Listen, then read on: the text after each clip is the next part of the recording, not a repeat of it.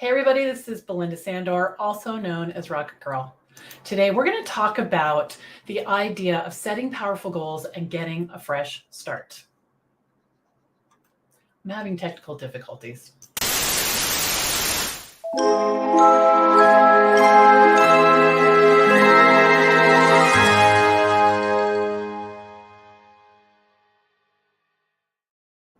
Hey everybody, Belinda Sandor, also known as RocketGirl. Had a little technical difficulty, so we're here a couple minutes late, but thank you for coming. Thank you for your patience. So today we're going to talk about setting powerful goals. And I want to go into some details, and then I want to talk a little bit about a concept of hitting the reset button. Because I think what happens a lot of times is we set goals, and they might be, what's the word I want to use? Sometimes I think we bite off more than we can chew, right? That's probably a fair statement, right? We bite off more than we can chew, and we get tied up in this whole concept of being perfect. I know that is certainly a theme that has gone through my whole life, that while one would think it would make being a perfectionist would cause the output in life to be fabulous, usually that's not the case at all. It either stalls us, frustrates us, or stops us. Right. So let's talk about that for a little bit. So what is it about goal setting that you want to keep in mind when you're setting your goals? So the first thing is you want to make sure that you're clear about what the goal is. And what I mean by that is I want you to be able to know when you're done. So the goal of feel better, that's not really a great goal, right? Because feeling better is great, but it's too vague. It's too related to feelings, and we want our goals to be set in concrete. Okay, so I want you to think about a goal. Get outside and walk every day. So maybe it is to get my health back on track, right? And then you can set sub goals underneath: to walk every day, to eat better food, things like that. So I want you to think about that your goal is measurable. That is really key. All right. Your goal is measurable. And then I want you to break it down into bite-sized steps. I was thinking yesterday, we were in study hall for VA school, and someone said that their goal was to do their newsletter. And what I was thinking is, you know what? That is such a big thing. We really want to break that down. They were talking about doing the done for you email newsletter system. So really the bite-sized next steps in the goal have to be clear. And if you can document them so you can check them off, everybody likes a good check off, right? So I would think about it in terms of, watching the videos, opening a MailChimp account, uploading the template, picking the newsletter, really bite-sized pieces. And this is so powerful because when we can see it sketched out, at least the next steps, if not all the steps, it makes it much more manageable to work on the project. Okay. The other thing that you're going to want to do when you set powerful goals is you're going to want to set deadlines. Deadlines are critical because otherwise we work when we're motivated or when we feel like it or when we have free time, which is probably never, right? So when you're setting goals, you want to make sure that you have deadlines. Now, here is a secret sauce, the secret sauce to goal setting. And that is when you set the deadline and when you meet the deadline, what you're doing is you're keeping your word to yourself. When you keep your word to yourself, you become trustworthy in your own eyes. And guess what happens next?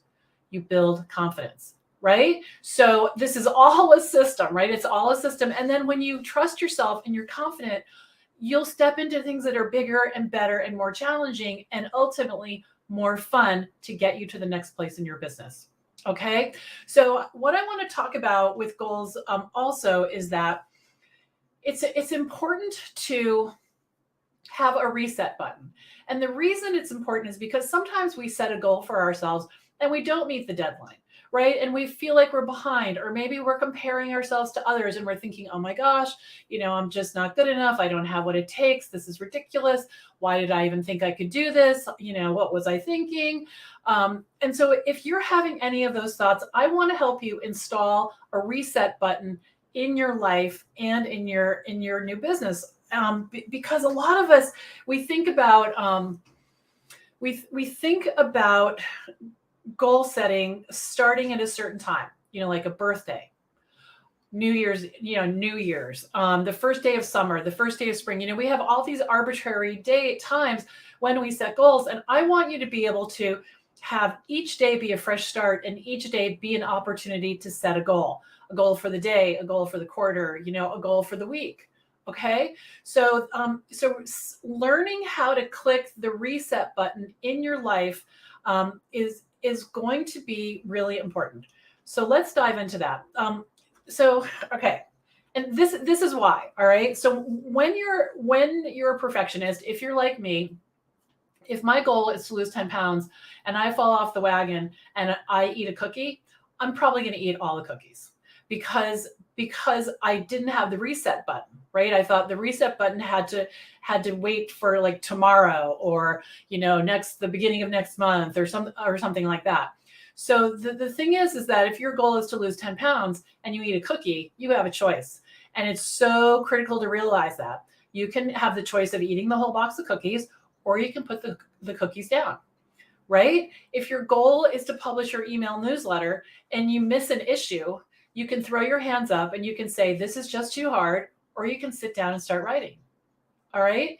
And the reality is that life happens every day. That's the good thing, right? That's the good thing. And we never know what it's going to throw at us. So we have, we have to develop a system for hitting the reset, sometimes all day long.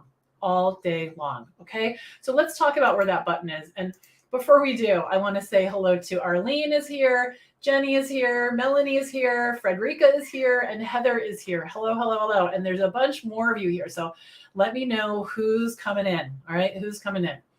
So what I'm learning as I get older, and this has been so right in my face lately, is trusting yourself is the most important thing you can do. It's funny because I've always put myself in other people's hands, so often. And it's interesting. Over time, as I've gotten older and I've built up my own confidence by keeping my word to myself and feeling like I'm trustworthy and all those things, which wasn't always the case. I mean, I remember getting overwhelmed and, having plans with friends and bagging out at the last minute, or, just not feeling like doing something and not really thinking about what the implications of that were to my relationships and, and also, to the people in my life and to me, so I want you to, I want you to start thinking about how you're talking to yourself, what you're saying, be kind to yourself, and start to trust your gut. Your gut is not always right, but it's going to be right enough to make it worth considering. Okay. All right. Fresh start every day. Okay. Now, if you moved towards your goal yesterday, I want you to start today high-fiving yourself. Like really, hey, I did this. It's awesome. I rock. It's not silly to talk to yourself like that. In fact, it's one of the best things you can do is to just really high-five yourself. I do a thing that is kind of funny. I'll go in the kitchen when Greg's in there after I do something that I'm proud of, and I'll give him a high five and I'll say, I just did this big thing. I never thought I could do it, and I didn't like doing it, but it's done, and I am so excited. And then boom, right? And he doesn't need to know what it is. If I tried to explain it, we would get bogged down in the details. I just want the high five energy. Like that's what I really want. So if you did not meet your goal yesterday, shake it off. It's like, okay, I gave it my best or whatever's true, but I'm going back in today, right? I'm going back in today. I keep getting this visual of the Staples Easy button. Do you guys remember the Staples Easy button? It was this button you could get at Staples and you would click it and it would say, that was easy. I want it to be kind of like that, like reset, right? Reset. Now, the other thing, and I'm noticing Arlene's comment here about not being too hard on herself. You do have to give yourself grace. You do, because here's the thing. When you beat yourself up, I hate to say it like this because it sounds harsh, but you're kind of just wasting time, right? When you're beating yourself up. And I'm saying this to everybody. I could sit in here in my office and say, you're such a loser. You can't figure anything out. What's wrong with you? Or I could say, okay, all right, I don't know what I'm doing. This feels uncomfortable. I don't really like it, but I'm going to take a step. And sometimes I even have to just say to myself, stay in your chair. Do not get up. Do not get up, because my inclination is to walk away from it. But what happens eventually is I get into whatever it is I'm doing enough to either enjoy it or get it over with, right? And the key to remember here is life doesn't happen smoothly. It just doesn't happen smoothly. And that's part of the beauty of it, right? Is that even though I know most of us, like me, I like to know what to expect when something happens. It's like, okay, we're going to hit the reset button. I didn't know we were doing that. It happens at least once a day, every single day. Okay. So new day, new start. Excellent. Okay. Well, thank you for coming in, you guys. I can see some more of you have come in. Jen Cohen is here, and Angela and Arlene, we said hello to as well. So thank you for coming. Now I want to encourage you to take a moment right now and set a goal. And I've been reading a lot of Mel Robbins lately, and one of the things that she says is make a wish, right? Instead of setting a goal, which is so serious, make a wish. Like, pretend you're blowing out your candles on your birthday cake. What would you wish for, right? That's so much more fun. And then think about how you can turn that into a goal and create steps to work toward that. I love that idea. Love that idea, because it takes all the should out of it.